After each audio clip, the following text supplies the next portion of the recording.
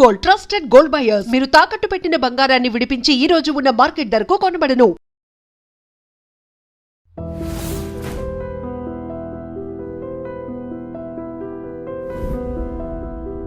నమస్తే, నేను Kavitha. Welcome to iDream news and నిజాలు.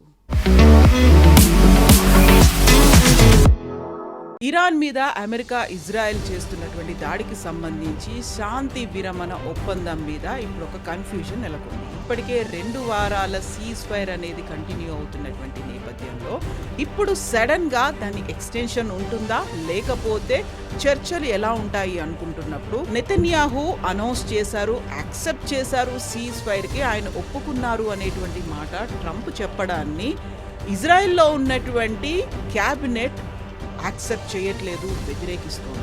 నెతన్యాహు ఏం చేయబోతారు? సీజ్ ఫైర్ అనేది కేవలం ఇరాన్ మధ్య, అమెరికా మధ్య ఉంటుందా? ఇజ్రాయెల్కి దానికి ఏం సంబంధం ఉండదా? ఇజ్రాయెల్ యుద్ధాన్ని కంటిన్యూ చేయబోతోందా? ఏం జరుగుతోంది? మనతో పాటుగా ఉన్నారు సీనియర్ జర్నలిస్ట్ సురేష్ కొచతిల్ గారు. సార్ నమస్తే. సో ఇప్పటిదాకా మనం ఇజ్రాయెల్ ఎందుకు మాట్లాడట్లేదు అనుకున్నాము, ఇప్పుడు పెద్ద ఎత్తున ఒక అవుట్రేజ్ అనేది వస్తుంది. మన వాయిస్ కూడా ట్రంపే ఎందుకు వినిపిస్తున్నాడు, మనం ఏం కోరుకుంటున్నామో ట్రంప్ అదే ఎందుకు అనుకుంటున్నాడు అనే మాట. ఇప్పుడు ఏం జరుగుతోందంటారు ఈ 3 దేశాల్లో? యాక్చువల్లీ ఇది ఇజ్రాయెల్ లెబనాన్ సీజ్ ఫైర్కి యుఎస్ ఇరాన్ సీజ్ ఫైర్కి సంబంధం ఉంది. ఎందుకంటే మీకు గుర్తుంటే ఆ సీజ్ ఫైర్ ఫస్ట్ అనౌన్స్ చేసినప్పుడు ఒక పెద్ద కన్ఫ్యూజన్ ఉండే. పాకిస్తాన్ వాళ్ళు తీసుకొచ్చి ఇచ్చిన కాగితంలో లెబనాన్ లేదని president Trump and JD Vance గారు అన్నారు. అటువైపు ఏమో ఇరాన్ అంటున్నారు, కాదు మా దగ్గర ఉన్న కాగితంలో లెబనాన్ ఈజ్ ఆల్సో ఇంక్లూడ్ అన్నారు. ఇజ్రాయెల్ అవుట్రైట్ రిజెక్ట్ చేశారు. అంటే లెబనాన్తో సీజ్ ఫైర్కి ప్రసక్తే లేదు. స్పెషలీ హెజ్బుల్లాతో చేయమే మాట్లాడడం కూడా హెజ్బుల్లాతో.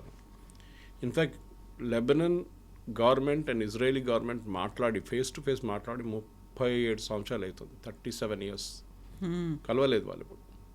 సో మనం ఇప్పుడు ఇరాన్ అండ్ యుఎస్ చూసినట్లనే 47 yearsలో అక్కడ ఇది 37. సో అట్లాంటి పరిస్థితుల్లో బికాస్ ఈ ఇజ్రాయెల్కి ప్రాబ్లం ఏంటంటే మెయిన్గా వాళ్ళ నార్దర్న్ ఇజ్రాయెల్లో ఈ సదర్న్ లెబనాన్ నుంచి హెజ్బుల్లా వాళ్ళు రెగ్యులర్గా ఫైర్ చేస్తుంటారు. ముందు మనం గాజాలో చూసాం, హమాస్ ఉండే. ఇప్పుడు హమాస్తో నాకు సీజ్ ఫైర్ ఉంది, అది చాలా క్వైట్గా నడుస్తుంది. అది ఆ సీజ్ ఫైర్ కూడా ఐ థింక్ ఇంకా నెక్స్ట్ 1 weekలో ఎక్స్పైర్ అయిపోతుంది. కానీ ఈ హెజ్బుల్లాతో ఉన్న ప్రాబ్లం ఆల్మోస్ట్ 35 సంవత్సరాల నుంచి నడుస్తుంది. బేసిక్లీ బహుశా నేను ముందు కూడా చెప్పుంటాను ఒకసారి, లెబనాన్ ఒక ఒరిజినల్ క్రిస్టియన్ కంట్రీ ఉండే ముందు. దాన్ని మైగ్రేషన్తోని, అంటే ఈ వెస్ట్ ఏషియా నుంచి వచ్చిన మైగ్రెంట్స్తోని క్యారెక్టర్ మారిపోయింది కంప్లీట్గా. As much as Britain is today. బ్రిటన్లో కొన్ని సంవత్సరాల తర్వాత క్రిస్టియన్స్ మైనారిటీ అయిపోతారు, ఆ పరిస్థితికి వచ్చేసారు. ఇప్పుడు Islam will become a major religion in UK. ఇట్లాంటి పరిస్థితుల్లో ఇజ్రాయెల్ ఎప్పటి నుంచో హెజ్బుల్లాతో వాళ్ళకి గొడవ ఉంది. నేను చెప్పాను వాళ్ళకి 3 H'లు ఉన్నాయి: హెజ్బుల్లా, హూతీ అండ్ హమాస్. వీళ్ళు ముగ్గురు ఇరానియన్ ప్రాక్సీస్. అంటే ఇరాన్ డబ్బులు ఇచ్చి, ఆయుధాలు ఇచ్చి వాళ్ళని ఇన్ని సంవత్సరాల నుంచి నడిపిస్తున్నారు వాళ్ళ బిజినెస్. హెజ్బుల్లాని తీసుకుంటే ఈ ముగ్గురులో అన్నిటికంటే ప్రొఫెషనల్గా ఒక ఆర్మీ అని చెప్పడానికి హెజ్బుల్లా. హమాస్ కూడా అంత ఫైటింగ్ పవర్ లేదు, హూతీలకు లేదు. హూతీ లైక్ పైరేట్స్, వాళ్ళు అన్ట్రైన్ టోటలీ. కానీ హెజ్బుల్లా అట్లా కాదు. ఇన్ఫ్యాక్ట్ హెజ్బుల్లాలో చాలా మటుకు Iranian revolutionary guard senior leaders కూడా ఉన్నారు దాంట్లో. వాళ్ళు వచ్చి అక్కడ కూర్చుంటారు. మీకు గుర్తుంటుంది, హసన్ నస్రుల్లాని చంపిన టైంలోనే వాళ్ళతో ఆయనతో పాటు 3 Iranian revolutionary guard senior commanders చనిపోయారు. దానికన్నా 2 రోజుల ముందు ఇంకా 2 కొట్టారు Israel. So their presence is there. In fact even Syrian వాళ్ళ ఎంబసీ పక్కన, ఇరానియన్ ఎంబసీ పక్కన ఒక బిల్డింగ్లో ఈ కమాండర్స్ కూర్చొని మాట్లాడుతున్నప్పుడు అక్కడ కూడా దాడి చేసి ఇజ్రాయెల్ వాళ్ళని 4 చంపారు అప్పుడు. సో వీళ్ళ రిలేషన్షిప్ చాలా close, revolutionary guards and Hezbollah. నేను చెప్పాను చూడండి, వాళ్ళకి కావాల్సిన ఆయుధాలు కానీ వాళ్ళకి కావాల్సిన డబ్బులు కానీ విపరీతంగా Iran is to give. In fact US government వాళ్ళ సెక్యూరిటీకి ఒక నోట్ ఒకటి ఉంది. దాంట్లో లాస్ట్ ఇయర్ 2024లో లెబనాన్కి ఆల్మోస్ట్ $1 billion ట్రాన్స్ఫర్ చేశారు ఇరాన్. డైరెక్ట్గా చేయలేరు కదా, ఎందుకంటే ఇరాన్ ఇట్సెల్ఫ్ బ్యాంకింగ్ సిస్టంలో లేరు ఇప్పుడు. లాస్ట్ 40 సంవత్సరాల నుంచి యుఎస్ బ్యాన్ పెట్టేశారు వాళ్ళ మీద. అది కాకుండా ఈ హెజ్బుల్లాకి యూరోప్ నుంచి, యుఎస్ నుంచి, నార్త్ యుఎస్ నుంచి వాళ్ళకి చాలా మటుకు డబ్బులు వాళ్ళ సపోర్టర్స్ వైపు నుంచి వస్తుంది, మెయిన్లీ షియా సపోర్టర్స్. ఇప్పుడు మనం ఒరిజినల్లీ నేను కూడా బై మిస్టేక్ కాదు, తప్పు కాదు, కానీ ఒక యాక్సెప్టెన్స్ ఏంటంటే హెజ్బుల్లా అనేది షియా ఆర్గనైజేషన్ అని తీసుకున్నాను. కానీ లాస్ట్ ఒక 1 వీక్లో నేను దీని గురించి కొంచెం రీసెర్చ్ చేసి వచ్చి చదివినప్పుడు ఏమర్థమైందంటే వాళ్ళు ఎక్స్పాండ్ చేసుకున్నారు వాళ్ళ బేస్ని. Not just Shia, beyond Shia also వాళ్ళు సున్నీ వైపు కూడా వెళ్ళారు. లెబనాన్లో వాళ్ళ సొసైటీలో ఎంబెడ్ అయిపోయారు వాళ్ళు, యాజ్ మచ్ as హమాస్ గాజాలో చేసినట్లని. కానీ గాజాకి లెబనాన్కి ఒక మేజర్ డిఫరెన్స్ ఉంది. గాజాలో గవర్నమెంట్ లేదు, అది యాక్చువల్లీ నడిపించాల్సింది అక్కడున్న యాసిర్ అరాఫాత్ వాళ్ళది గవర్నమెంట్ ఉండే ఒకటి, కానీ వాళ్ళకి అసలు పవర్ లేదు. యాసిర్ అరాఫాత్ పోయారు, కానీ ఆయన తర్వాత వచ్చిన వాళ్ళు చూసుకోవాలి ఉండేది, బట్ కానీ వాళ్ళకి పవర్ లేదు. పాలెస్టీనియన్ అథారిటీ వాళ్ళ పేరు. వెస్ట్ బ్యాంక్లో వాళ్ళకి పట్టు ఉంది, కానీ ఇక్కడ గాజా వైపు they have absolutely no control. దానికోసం హమాస్ వచ్చి అక్కడ కూర్చున్నారు. Hamas is running the government. In fact ఈ హెల్త్ మినిస్ట్రీ అనేది ఈ అన్ని గవర్నమెంట్స్లో, ఈ ఇస్లామిక్ గవర్నమెంట్స్లో హెల్త్ మినిస్ట్రీ అనేది చాలా పవర్ఫుల్ ఆర్గనైజేషన్. మనం అనుకుంటాం మన దగ్గర ఎడ్యుకేషన్ కానీ, ఇన్ఫ్రాస్ట్రక్చర్ కానీ, మిగతా దాంట్లో కానీ వాళ్ళ దగ్గర హెల్త్ మినిస్ట్రీలో అన్నిటికంటే ఎక్కువ బడ్జెట్ ఉంటుంది. ఎందుకంటే హెల్త్ మినిస్ట్రీ దగ్గర హాస్పిటల్స్ ఉంటుంది, వీళ్ళకి కావాల్సిన మెయిన్ హాస్పిటల్స్ కావాలన్నమాట. ఒకటి వీళ్ళ ఆయుధాలను అక్కడే ఉంచుకుంటారు, ఆయుధాలు మరి హమాస్ చూస్తుంటారు, టన్నల్స్ అన్నీ హాస్పిటల్ కింద ఉంటుంది. Same thing with Lebanon also. కానీ లెబనాన్లో ఒక గవర్నమెంట్ ఉంది, వాళ్ళకి పార్లమెంట్ ఉంది, స్పీకర్ ఉన్నారు, ప్రెసిడెంట్ ఉన్నారు, ప్రైమ్ మినిస్టర్ ఉన్నారు, అందరూ ఉన్నారు. కానీ ఇప్పుడు ఎట్లయిపోయిందంటే లెబనీస్ ఆర్మీ అనేది చాలా వీక్ వాళ్ళు. ఆర్మీ ఉందా? ఉంది, కానీ వాళ్ళకి హెజ్బుల్లాని ట్యాకిల్ చేయడానికి పవర్ ఉందా? అస్సలు లేదు. ఇన్ఫ్యాక్ట్ సదర్న్ లెబనాన్ వైపు ఉన్న ఆర్మీ, లెబనీస్ ఆర్మీకి జీతం ఇచ్చి 6 నెలల నుంచి జీతం ఇవ్వలేదు గవర్నమెంట్, అక్కడ డబ్బులు లేవు వాళ్ళ దగ్గర. ఆ పరిస్థితిలో ఉన్నారు. సో నౌ ఈ సీజ్ ఫైర్ కన్నా కొంచెం ముందు Italy, Germany, France and US, ఇంకేదో 2 కంట్రీస్ కూడా ఉన్నారు, I'm not getting it right now. వీళ్ళు 4-5 కలిసి ఏం డిసైడ్ చేశారంటే మేము ఒక ఫండ్ క్రియేట్ చేసి వీళ్ళకి లెబనీస్ గవర్నమెంట్కి వీళ్ళ శాలరీ ఇవ్వడానికి ఒక ప్రొవిజన్ క్రియేట్ చేస్తామని చెప్పి డిసైడ్ చేశారనమాట. కానీ అది కూడా ఇంకొక కోరికకు రాలేదు, అది that still not come to a state where they can pay salary. So ఆ పరిస్థితిలో ఉన్నారు. సో ఇప్పుడు వచ్చిన సీజ్ ఫైర్ని ప్రెసిడెంట్ ట్రంప్ చాలా స్మార్ట్గా ఏం చేశారంటే, ఆయన టాక్టిక్ అది మీరు చూసుంటారు, దీనికన్నా ముందు ఆయన అనౌన్స్ చేసేస్తారు ముందే, సీజ్ ఫైర్ అయిపోయింది between Lebanon and Israel and ఇది 10 రోజులకు ఉంటుంది అని చెప్పి అనౌన్స్ చేసేసారు. ఎక్కువ డీటెయిల్స్ ఎప్పుడు ఇయ్యరు ట్రంప్, మీరు చూసుంటారు. He will never give the final details. తర్వాత నెటన్యాహు మీరు చెప్పినట్లనే ఓపెనింగ్ రిమార్క్స్లో వాళ్ళ సెక్యూరిటీ క్యాబినెట్ మీటింగ్ జరగాలండే, ఆ క్యాబినెట్ మీటింగ్లో చర్చ చేయాలండే.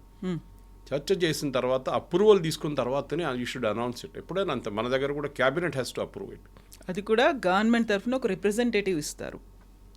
ఎవరు లేరు, ఏం చేయలేదు. ప్రెసిడెంట్ ట్రంప్ అనౌన్స్ చేసేసారు, అయిపోయింది, మేము మాట్లాడుకున్నా. I spoke to Bibi Netanyahu and president John of Lebanon and మేము అనౌన్స్ చేసేసామని చెప్పేసి. వాళ్ళిద్దరిని కూడా మేము పిలిపించుకుంటున్నాం, they are going to come to Washington very soon అని చెప్పి. సో లెబనాన్ అన్నారు, మా వైపు సీజ్ ఫైర్ కావాలంటే it should be comprehensive cease fire. ఇది ఇజ్రాయెల్ సదర్న్ లెబనాన్ నుంచి వెళ్ళిపోవాలి, అది ఇంకో స్టోరీ, అది I will explain to you why southern Lebanon is important. కానీ బెంజమిన్ నెటన్యాహు ఇవాళ పొద్దున ఒక స్పీచ్ ఇచ్చారు. ఈ లుక్ వెరీ డిప్రెస్డ్. ఆయన మీద చాలా ప్రెషర్ ఉంది, ఎందుకంటే అక్కడున్న ప్రజలు వ్యతిరేకిస్తున్నారు ఈ సీజ్ ఫైర్ని. 51% మంది they are saying that this war should go to logical end. Logical end అంటే హెజ్బుల్లాని, హమాస్ని ఎట్లా ఫినిష్ చేశారో హెజ్బుల్లాని అట్లనే ఫినిష్ చేయాలి. యాక్చువల్లీ హెజ్బుల్లా చాలా వీక్ అయిపోయారు. ఇప్పుడు కూడా సెక్యూరిటీ అనలిస్ట్ అడుగుతున్న ప్రశ్న ఏంటంటే లాస్ట్ 4 వారాల నుంచి వీళ్ళు ఎట్లా తట్టుకుంటున్నారు ఇజ్రాయెల్ని. ఎందుకంటే వీళ్ళ పేజర్ బాంబ్ అటాక్తో కంప్లీట్ వాళ్ళ టాప్ లీడర్షిప్ని వాళ్ళు ఎలిమినేట్ చేశారు. Second level top level leadership Hassan నస్రుల్లాతో పోయారు. వాళ్ళ దాంట్లో ఐ థింక్ 11 కమాండర్స్లో 12లో ఒకటే మిగిలారు. ఇప్పుడు 11 మందిని కొట్టేశారు ఇజ్రాయెల్ లాస్ట్ 1 ఇయర్లో. అట్లాంటి పరిస్థితుల్లో వీళ్ళ దగ్గర ఇప్పుడు కూడా ఆయుధాలు ఎట్లా ఉన్నాయి, వీళ్ళు ఇప్పుడు కూడా ఫైరింగ్ ఎట్లా చేస్తున్నారని.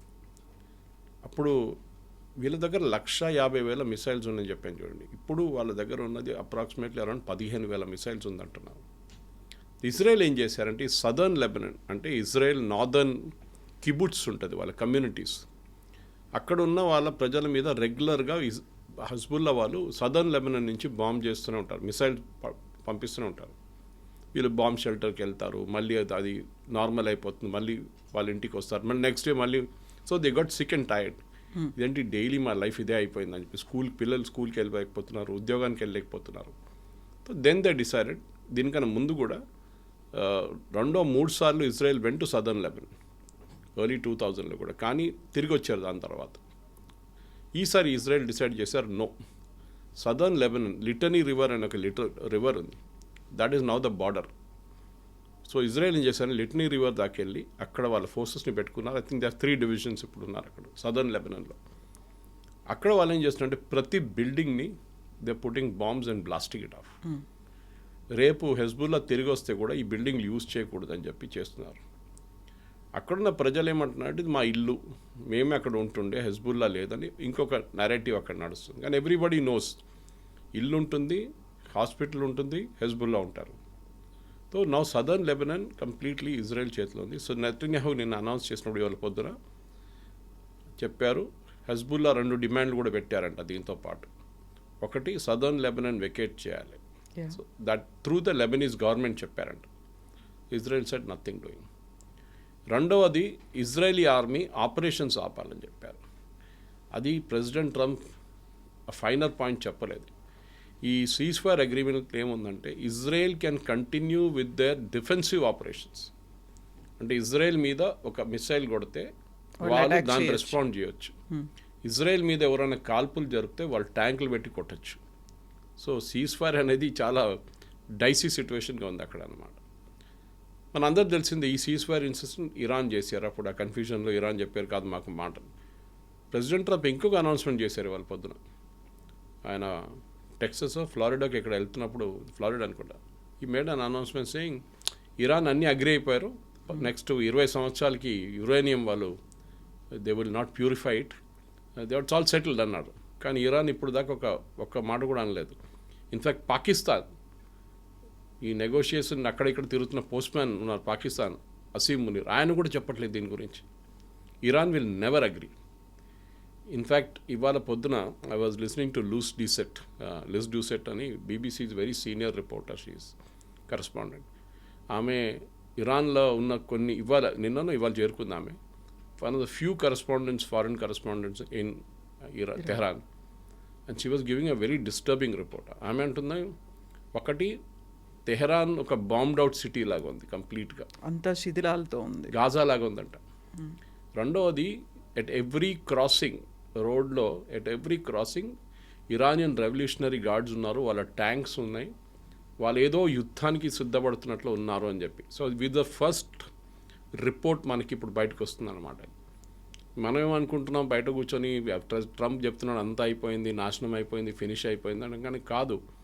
They are still prepared for a fight because revolutionary guard, Iranian revolutionary guard problem ఏంటంటే కవిత గారు, అన్లైక్ ది ఇరానియన్ ఆర్మీ, వాళ్ళు న్యూట్రల్గా ఉన్నారు. ఇరానియన్ ఆర్మీ వాళ్ళు ఎక్కువ ఇది గొడవలు పడట్లేదు. వాళ్ళు రేపు గవర్నమెంట్ మారితే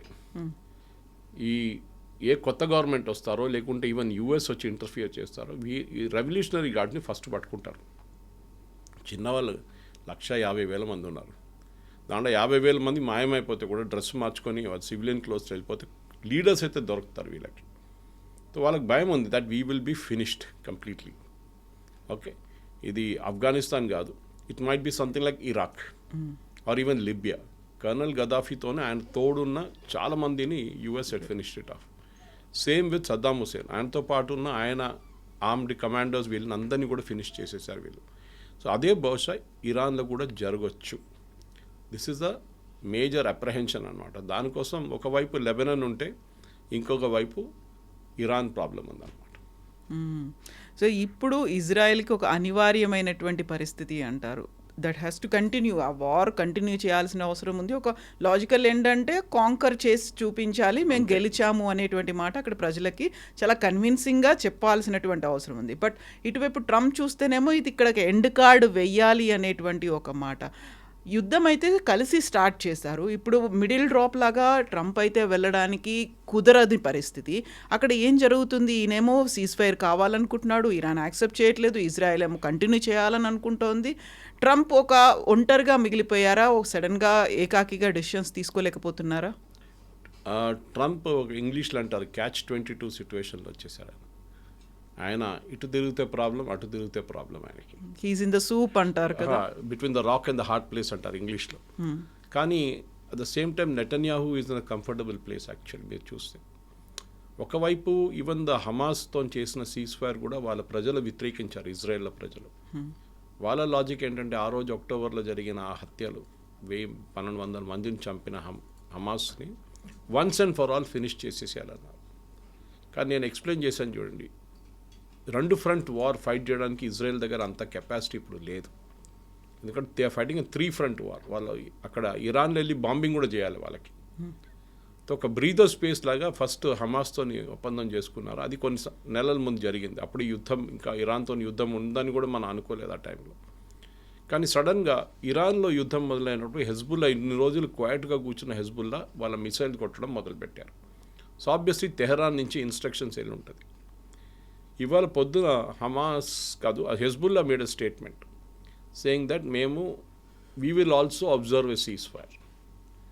that is a very very unique situation అనమాట. అక్కడ గవర్నమెంట్ అంటున్నారు ఎస్, లెబనీస్ గవర్నమెంట్, హెజ్బుల్లా కూడా అంటున్నారు మేము కూడా ఇంకా ఏం చేయం. ఇన్ఫ్యాక్ట్ లాస్ట్ మినిట్, మీరు బిలీవ్ చేయరు, 1 minute before the cease fire కూడా చాలా పెద్ద ఫైర్ జరిగింది ఇజ్రాయెల్ వైపు నుంచి, వాళ్ళ వైపు నుంచి. ఏదో లాస్ట్ మినిట్ మనం ఫినిష్ చేసుకుందామని చెప్పారు అట్లా అనమాట. సో హెజ్బుల్లా ఎన్ని రోజులు ఈ సీజ్ ఫైర్ పాటిస్తారు చూడండి. ఎందుకంటే లెబనాన్కి రోల్ లేదు దీంట్లో. Let me emphasise again, Lebanese government is absolutely waste. వాళ్ళకి ఏం చెప్తారు, ఒక ట్రాఫిక్ పోలీసు నడిపించడానికి కూడా పవర్ లేదు వాళ్ళ దగ్గర. గవర్నమెంట్ ఉందా? ఉంది. వాళ్ళకి పవర్ ఉందా? ఏం లేదు. Even Trump, I don't know why, వీళ్ళిద్దరిని వైట్ హౌస్ పిలిపించుకుంటున్నప్పుడు నెటన్యాహుతో ఈక్వల్ పవర్ ఉన్న మనిషి అటువైపు కూడా ఉండాలి, లేరు. Actually Hezbollah is more powerful then the Lebanese government. కానీ అది వాళ్ళ గవర్నమెంట్ అంగీకరించారు అక్కడ. సో వీళ్ళని డిసామ్ చేయాలంటున్నారు. That is one of the main things in this cease fire, that Lebanese government will disarm the Hezbollah. అది జరగదు. ఇన్ఫ్యాక్ట్ కావాలంటే 2 రోజుల్లో కంప్లీట్ లెబనీస్ ఆర్మీని ఫినిష్ చేసేస్తారు హెజ్బుల్లా. అది లెబనీస్ గవర్నమెంట్కి తెలుసు. సో హమాస్ లాగానే ఇప్పుడు కూడా ఒక స్టేల్మేట్గా ఉండిపోతుంది. ఇది క్వైట్గా ఉంటే ఇజ్రాయెల్కి మంచిది, ఎందుకంటే they can plan their next move, ఏం చేయాలని చెప్పి. అక్కడ పెద్ద ప్రాబ్లం ఉంది ఇరాన్ వైపు, అది ముందు ఫినిష్ చేయాలన్నమాట. సో అది ఫినిష్ అయితే then this automatically will get finished. అందుకే ఒకసారి ఇరాన్లో ఒక రెజీమ్ చేంజ్ జరిగితే, విచ్ లుక్స్ ఆల్ పాసిబుల్. ఎందుకంటే మనం చూస్తున్నాం ఇప్పుడు పాకిస్తాన్ అసీం మునీర్ అక్కడ వెళ్ళి మాట్లాడిన తర్వాత ప్రెసిడెంట్ ట్రంప్కి ఫోన్ చేసి చెప్పారంట, వాళ్ళు వెళ్ళి ఇప్పుడు చాలా మటుకు దిగొచ్చారు, వాళ్ళు they are ready to negotiate అని చెప్తున్నారు. మనకు తెలియదు.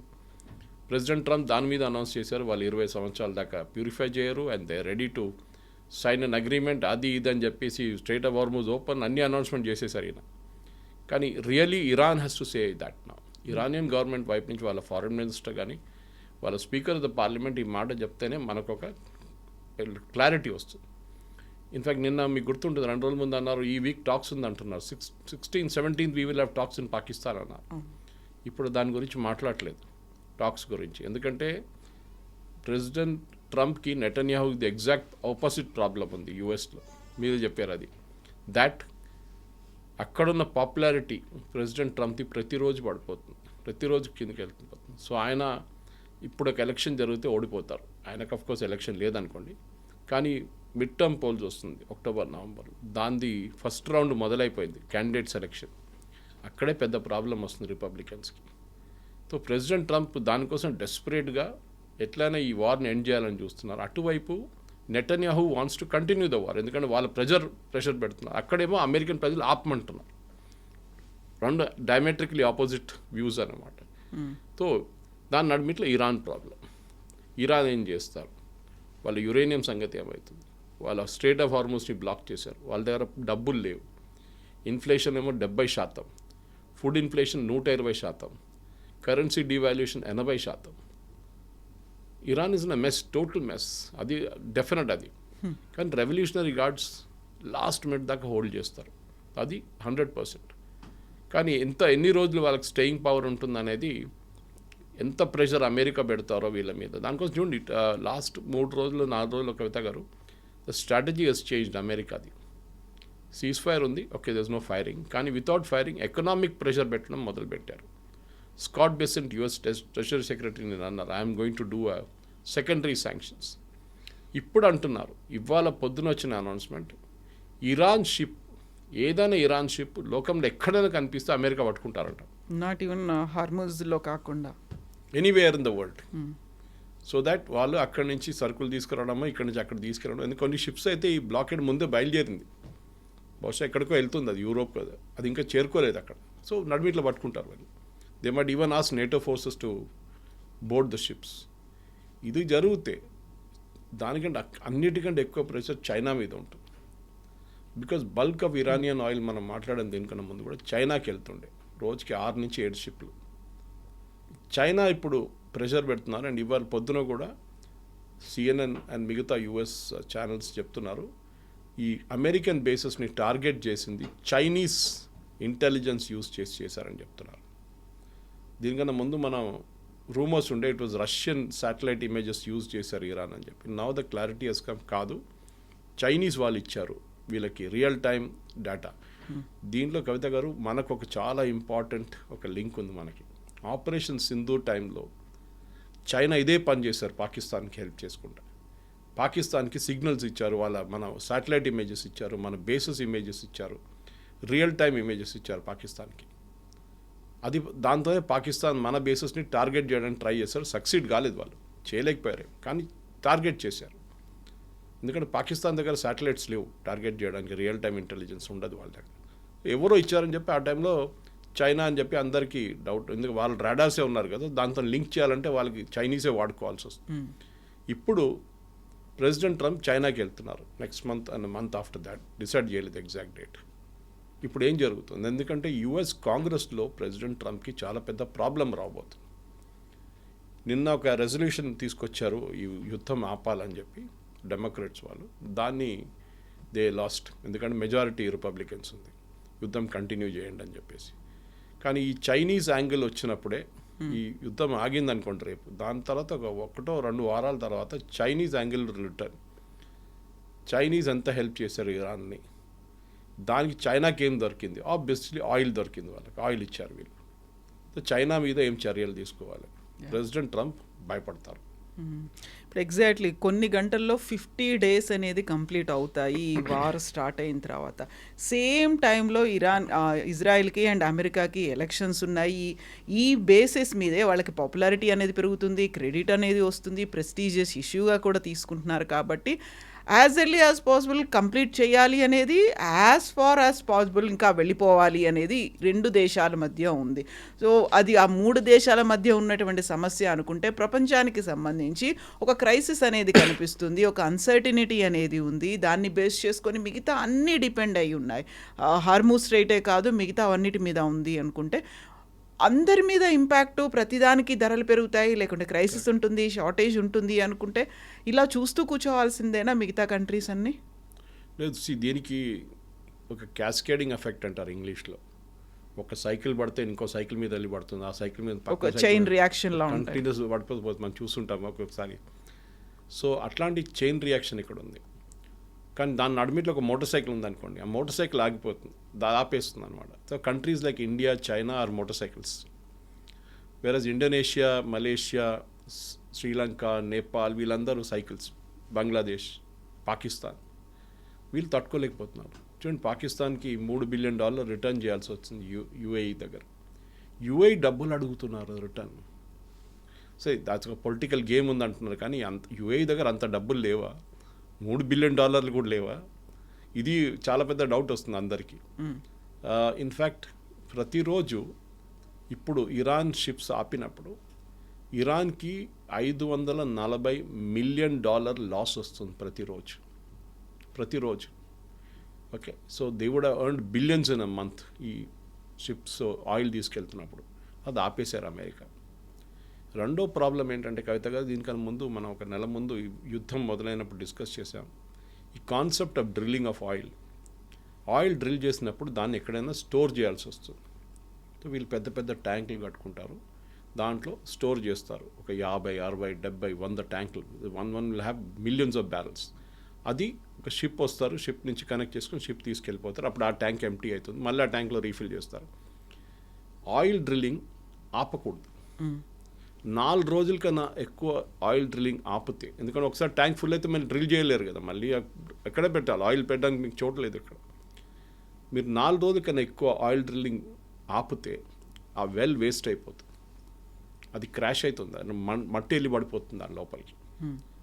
మన దగ్గర కృష్ణా గోదావరి బేసిన్లో ఒక్కొక్కసారి మనం వినుంటాం, the oil has got capped, it can catch fire. అది ఓకే, ఇంటర్నల్ దాంట్లో మీరు చూసుంటారు, ఒకసారి అగ్ని ప్రమాదం జరిగింది చాలా చోట్ల కృష్ణా గోదావరి బేసిన్లో. This is the problem. Iran ఈ ప్రాబ్లం జరిగితే కువైట్లో ఇదే ఇష్యూ జరిగింది. సద్దాం హుసేన్ అక్కడ వెళ్ళి ధ్వంసం చేసినప్పుడు ఈ డెస్ట్రాయిడ్ ఆయిల్ వెల్స్. కువైత్కి 5 సంవత్సరాలు పట్టింది దాన్ని మళ్ళీ రీటేక్ చేయడానికి, కొత్త ఆయిల్ వెల్స్ డ్రిల్ చేయడానికి. ఇదే పరిస్థితి ఇరాన్ది వస్తుంది. సో ఈవెన్ ఇఫ్ వాళ్ళు రేపు ప్రెసిడెంట్ ట్రంప్ 10 రోజుల తర్వాత మేము ఒక ఒప్పందానికి వచ్చాం, now Iran can start selling oil అంటే కాదు, అక్కడ ఆగిపోతుంది. ఇరాన్ దగ్గర ఆయిల్ లేదు అప్పుడు.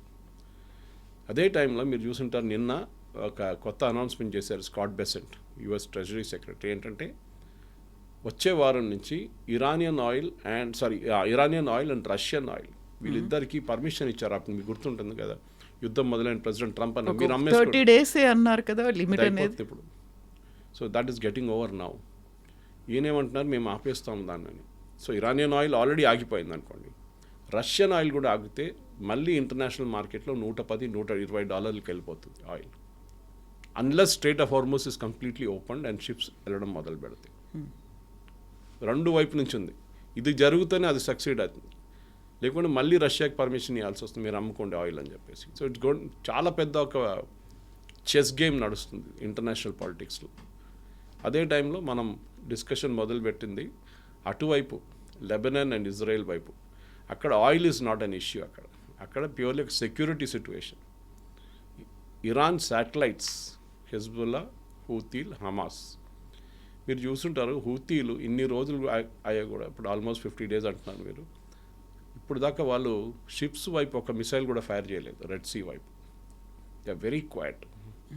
అక్కడే డౌట్ వస్తుంది, ఏదో వాళ్ళని కొనేసుకున్నారని డౌట్ వస్తుంది. సౌదీ అరేబియా డబ్బులు ఇచ్చి హూతీల్ని కొనుక్కున్నారని ఒక రూమర్ నడుస్తుంది ఇప్పుడు.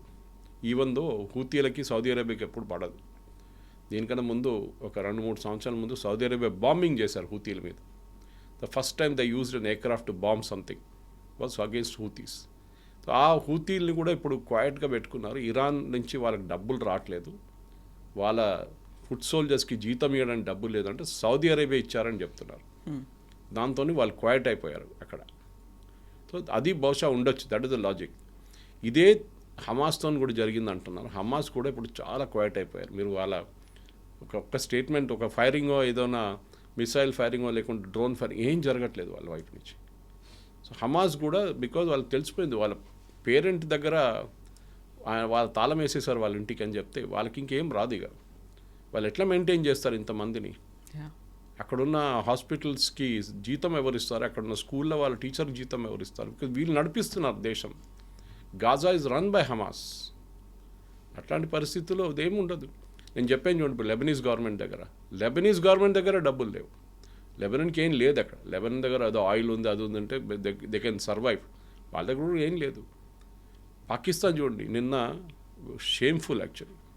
పాకిస్తాన్ ఫైనాన్స్ మినిస్ట్రీ అంటే వాళ్ళ ఆర్బీఐ అనుకోండి, వాళ్ళకు ట్వీట్ చేశారు నిన్న, మాకు సౌదీ అరేబియా $3 బిలియన్ ఇచ్చారు, లోన్గా ఇచ్చారు.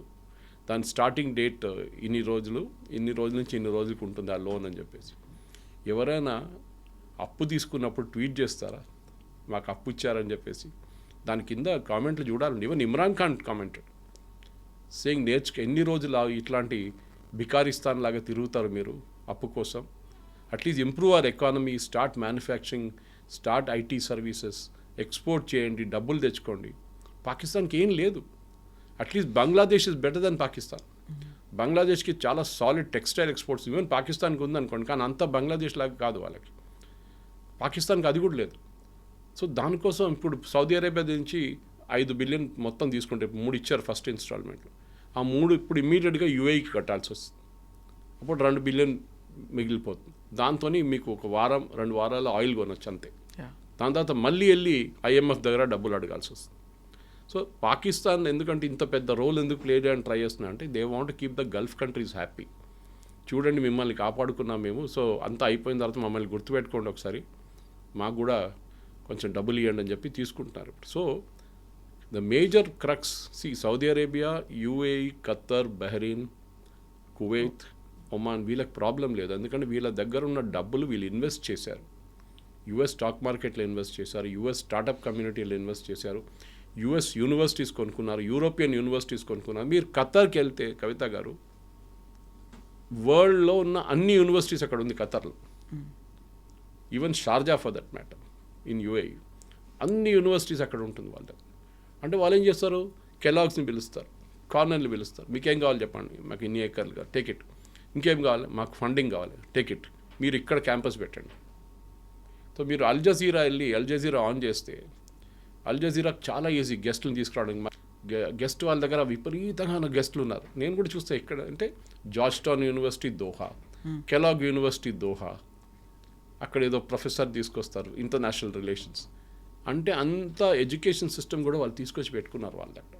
So they have invested, they are not fools, they have invested అన్నమాట. సో లెబనాన్ అది చేయలేదు, గాజా అయితే అస్సలు చేయలేదు, అంటే పాలెస్టీన్ అథారిటీ. సో వీళ్ళిద్దరు, even Iran for that matter is far educated. కానీ వాళ్ళ ఇప్పుడు నిన్న వచ్చిన ఒక రిపోర్ట్ ప్రకారం 80% of Iranians below poverty line ఉన్నారంట. And this is the country with the second largest oil and gas reserves in the world. కానీ వాళ్ళు డ్రిల్ చేయలేకపోతున్నారు, వాళ్ళు దాన్ని ఎక్స్పోర్ట్ చేయలేకపోతున్నారు. సో ఇరాన్ ఆల్మోస్ట్ ఒక లాస్ట్ లెగ్స్కి వచ్చేసారు. ఇరాన్ పడిపోతే ఇజ్రాయెల్కి అన్నిటికంటే పెద్ద బెనిఫిట్ రాబోతుంది. వాళ్ళ 2 మెయిన్ ఎనిమీస్ మాయమైపోతారు, Hamas and Hezbollah. Yes, sir. Thank you so much. very much. Thank you. Subscribe iDream. And please subscribe to iDream. For more videos, subscribe to iDream. Please like, share and subscribe to the channel. Congratulations, iDream. Subscribe to iDream. Subscribe to iDream. So subscribe to iDream Media. iDream ki iDream team andarki huge congratulations. Please subscribe iDream Media. Please subscribe to iDream. Subscribe iDream. Please subscribe to iDream. iDream అంటే నా కళల ఛానల్ను subscribe చేసుకున్న నోరు తిరుగుతలేదు, మీరైతే గంట గుర్తు కొట్టండి. For more such videos, please subscribe to iDream. Subscribe to iDream. Please subscribe to iDream. Please subscribe iDream Media. Please do subscribe to iDream. Please subscribe to iDream Media. For best entertainment and information, please subscribe iDream. And don't forget to subscribe to iDream.